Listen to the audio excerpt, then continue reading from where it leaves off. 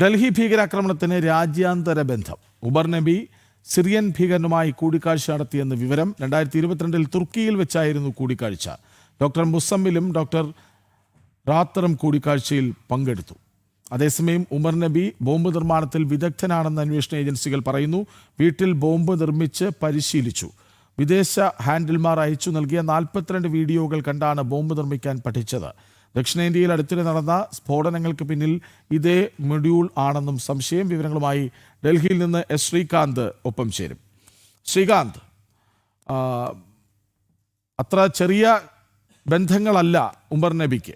ഈ പാകിസ്ഥാനും അഫ്ഗാനിസ്ഥാനും ബംഗ്ലാദേശും ഒക്കെ പറഞ്ഞു കേട്ടു. പക്ഷേ ഇതിപ്പോൾ സിറിയൻ ഭീകരരുമായി ബന്ധമുണ്ടെന്ന വാർത്ത വരുന്നു. സിറിയൻ ഭീകരനുമായി തുർക്കിയിൽ വെച്ച് കൂടിക്കാഴ്ച നടത്തി എന്ന വാർത്തയും വരുന്നുണ്ട്. എന്താണ് അന്വേഷണ ഏജൻസികൾ പറയുന്നത്?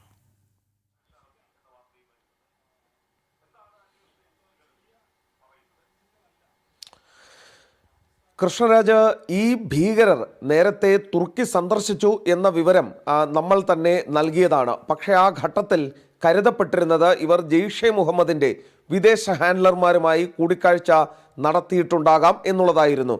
ഒരു ഡോക്ടർ ഉക്കാഷയുണ്ട്, അയാൾ ഈ ജെയ്ഷെ മുഹമ്മദിൻ്റെ ഹാൻഡ്ലറാണ്. ഇയാളെ കണ്ടതായിരിക്കാം എന്നാണ് കരുതിയത്. പക്ഷേ അങ്ങനെയല്ല കാര്യങ്ങൾ എന്നാണ് ഇപ്പോൾ വ്യക്തമാകുന്നത്.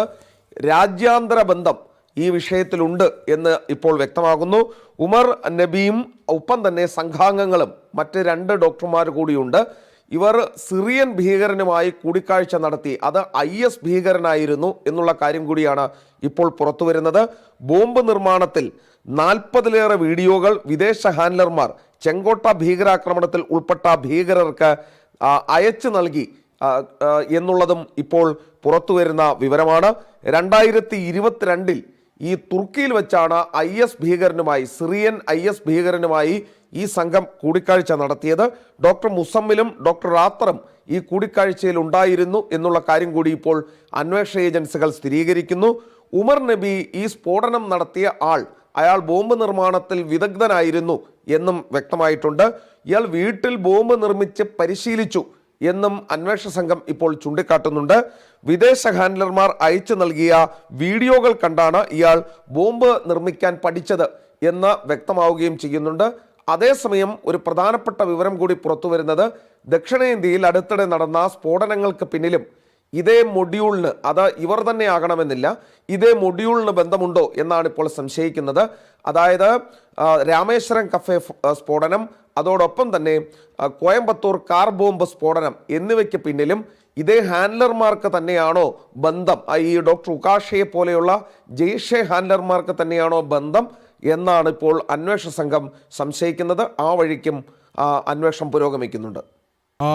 ശ്രീകാന്ത്, അതായത് ഈ പെഹൽഗാം ആക്രമണത്തിന് പിന്നാലെ ഭാരതം പാകിസ്ഥാനെതിരെ കടുത്ത നടപടിയിലേക്ക് പോകും എന്ന് മനസ്സിലാക്കിയപ്പോൾ പാകിസ്ഥാനിൽ നിന്ന് പുറത്തു വന്ന വാർത്തകൾ, അതായത് കറാച്ചി തീരത്ത് തുർക്കി കപ്പൽ സജ്ജമായി കിടക്കുന്നു എന്നാണ്. ഇപ്പോൾ ഈ വിഷയത്തിലും ഈ ആക്രമണത്തിലും പലതവണയായി നമ്മൾ പറഞ്ഞു കേൾക്കുന്ന ഒരു രാജ്യത്തിൻ്റെ പേര് തുർക്കിയാണ്. തുർക്കി ഭാരതത്തിനു നേരെ ആസൂത്രണങ്ങൾ ചെയ്യുന്നതിൽ ഒരു കക്ഷിയായി ഇപ്പോൾ സ്ഥിരമായി മാറുന്നുണ്ടോ?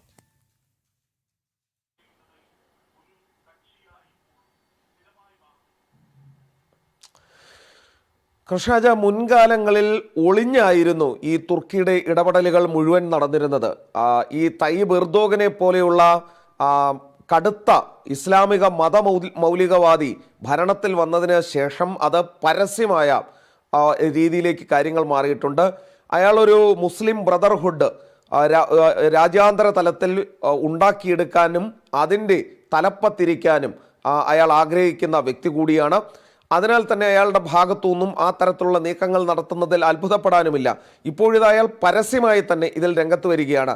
ഇന്ത്യ പാകിസ്ഥാൻ യുദ്ധമുണ്ടായപ്പോൾ അവരുടെ തുർക്കിയുടെ ഭാഗത്തു നിന്നുള്ള ബൈറക്താർ ഡ്രോണുകൾ അത് പാകിസ്ഥാന് നൽകിയിരുന്നു എന്നുള്ള വിവരം ഇന്ത്യക്ക് കിട്ടിയിരുന്നു. ഈ തുർക്കി ഈ ഡ്രോൺ നിർമ്മാണത്തിലും അതിൻ്റെ സാങ്കേതിക സംവിധാനം കൈകാര്യം ചെയ്യുന്നതിലും ഒക്കെ തന്നെ വിദഗ്ധരാണ്. അവരുടെ ബൈറക്താർ ഡ്രോണുകളാണ് യുക്രൈൻ റഷ്യക്കെതിരെ യുദ്ധത്തിൽ ഉപയോഗിച്ചിരുന്നതും അതേ സെയിം പാറ്റേണിലുള്ള ഡ്രോണുകൾ ഇന്ത്യക്കെതിരെ നൂറുകണക്കിന് ഡ്രോണുകൾ പാകിസ്ഥാൻ എയ്തയച്ചത് ഈ തുർക്കി സഹായത്താലാണ് എന്ന് അന്നേ കണ്ടെത്തിയതാണ്. ഈ തുർക്കി കപ്പലുകൾ വന്നതിനെക്കുറിച്ചൊന്നും ഈ ഘട്ടത്തിൽ അത് വലിയ സംഭവമായി കാണേണ്ടതില്ല. കാരണം നമ്മുടെ നാവികസേനയുടെ 100-1 പോലും ഈ തുർക്കിയുടെ കപ്പലുകളോ അവരുടെ നാവികസേനയോ വരില്ല. പക്ഷേ ഒരു കാര്യം ശ്രദ്ധയോടെ കാണേണ്ടത്, ഇവിടെ ഭീകരപ്രവർത്തനത്തിലൂടെ പിന്നിൽ നിന്നും കുത്താനും നേരിട്ട് പാകിസ്ഥാന് സഹായം നൽകി മുന്നിൽ നിന്നും കുത്താനും തുർക്കി കളത്തിലിറങ്ങി കളിക്കുന്നു എന്നുള്ളത് തന്നെയാണ്. ശരി, ഡൽഹി ഭീകരാക്രമണത്തിന് രാജ്യാന്തര ബന്ധം എന്ന വാർത്ത വരുന്നു. സിറിയൻ ഭീകരനുമായി തുർക്കിയിൽ വെച്ച് ഉമർ നബി കൂടിക്കാഴ്ച നടത്തി എന്ന വാർത്ത. ഏതായാലും തുർക്കി ഒരു ഭാഗത്ത് ഇപ്പോഴും ഉണ്ട്. വലിയ വെളിപ്പെടുത്തലുകൾ തുടരെ വന്നുകൊണ്ടിരിക്കുന്നു, വാർത്തകൾ വന്നുകൊണ്ടേയിരിക്കുന്നു ഡൽഹി ഭീകരാക്രമണത്തിന് പിന്നാലെ.